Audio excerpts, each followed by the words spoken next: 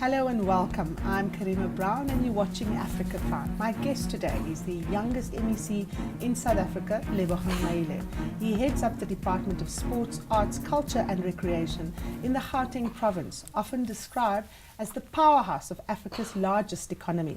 Lebogang, thank you and welcome. Thank you for joining us. Thanks for having us. You know, we're watching the Olympics now, the biggest spectacle on earth, and we see the power of sport in uniting societies. You head up this department in the Gauteng province. What are the core objectives of your department? You know, what is it that you're driving in this department? Well, our department, it's not just dealing with sports, it's also dealing with arts and culture. And as you know, sport on its own, it's huge. You've got school sports, of school sports development, you've got competitive sports, you've got other elements as well, and then you've got in arts and culture, performing arts, you've got libraries, you've got heritage and monuments, you've got museums. So it's a huge department, and that's why we decided that what we're going to do is to create a conducive environment for people who are in sports, who are in arts, who are in culture, to be able to achieve reach their full potential. So we see ourselves mainly as creating that environment which is conducive, but also coordinating and providing leadership in both sports, arts and culture space. Mm-hmm. Now, your department has to be responsible for developing social cohesion, nation building and inclusive citizenship.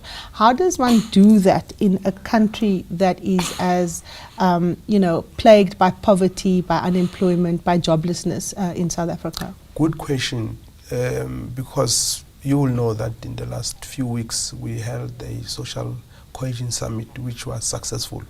And we managed to get people from different backgrounds, from business, from sports, arts, culture, political organizations, different forms of organizations came together to discuss this specific matter, because it's not a simple matter.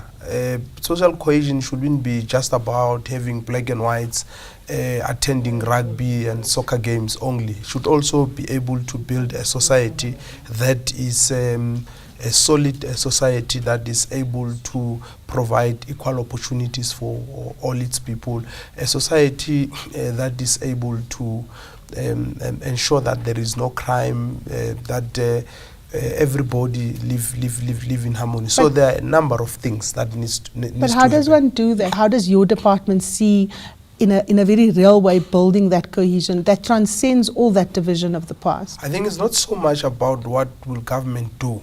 Like I said, we should create a conducive environment as government, and we should ensure that the South Africans are not allergic to debates, encourage South Africans to debate, encourage South Africans to take it upon themselves to contribute towards building a society that is non-racial, non-sexist, that is democratic, so that people mustn't expect that it's the role of government exclusively to achieve this. The business must say, how do they come in terms of creating jobs, in terms of making sure that there is skills development, in terms of fighting crime, helping to complement whatever resources that government has there. Ordinary citizens must also say what is it that they must do. So for me, it's not so much about government saying we're going to build 2 houses, there will be social cohesion. It's intangible. It's not something that you will reach a point and declare that our society is now cohesive. It's something that we need to work towards on a continuous basis over a period of time. And of course, we should be able to see a difference in terms of how people live together, in terms of how people respond to each other, in terms of the respect that people must see, in terms of the lives of people improving and all that. So it shouldn't be that we want to get to a point where we say, now our society is cohesive because our kids are able to go to multiracial schools and all that. That's not enough. Kids can still go there, they can still attend schools together, but when they get there, they don't understand each other's cultures. They don't tolerate each other. So a lot of work has to be done. Mm-hmm. Now, obviously, resources is key to getting things going. Sport is big business in many ways. The professionalization of sport is a big thing. But of course, we're also talking about poorer communities and access.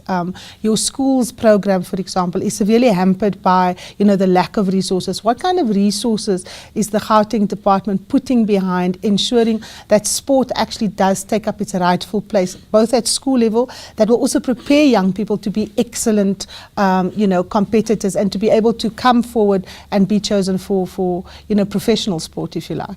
Well, I'll preface my answer by saying, firstly, we've got a plan. And that's what is important, which is something that we didn't have in place for some time. Can you outline what that plan entails? The plan in terms of our sports development in our both in our country and in our province. We're looking, like I said, in terms of sports development generally in communities. How do you build sustainable clubs? How do you help communities to have access to resources, equipment and all that, school sports, looking at learners with special needs, looking at talent identification, looking at what we call lead schools. And those are schools we want to focus on sports only, whether it's athletics, soccer, netball, or whatever. And then you've got what we call mass participation, what you usually call as recreation, where we just want people to engage, whether it's in aerobics, physical education, healthy living. And then you've got what we call competitive sports, which is the business side of it. How do we get promote sport tourism, get big events to come to our province and all that. So that is the synopsis of the plan. And coming back to your question, because we've got this plan, and this plan must fit into everything else. When you take kids at school level, you must be able to ensure that after school they are engaged in other activities or activities linked to whatever that they're doing. When they get to universities, when they leave school, those who are talented, there must be a proper process. That's why we've got high performance centers, for instance, where you take them there, where you mold a talent and you make sure that you prepare your team for the Olympics and all that. So the plan must start at school level, and not even at school. It must start early childhood, where kids start by exercising regularly, getting used to being engaged in physical activities. We are putting about 33 million rands for school sports, but that's not enough because what we need to perfect school sports, I think, primarily is to have structures in place which must run those. But secondly, we need to have facilities. That is the grey area, which I'll come to later on, because we're looking at alternatives. One of the things we're looking at is to put what is called astroturfs, your artificial turfs, which kids can play because they're cheaper to maintain and all that. So we're looking at that, including how do we raise resources for that. So we're putting 33 million rands as the Department of Sports. The Department of Education has another 33 million plus, but you also have private sector putting money in an uncoordinated way. And what we want to do is to make sure that we coordinate the efforts of government, of private sector, and private citizens, because there are private citizens who are putting a lot of money in our schools. We coordinate those, and we think with that we should be able to make an impact. How do we get business to get involved in the business of sport, where the motive is not just, profit, but also the overall development of young people and the development of economic growth? So obviously there has to be something in it for business, but also plowing back into the community.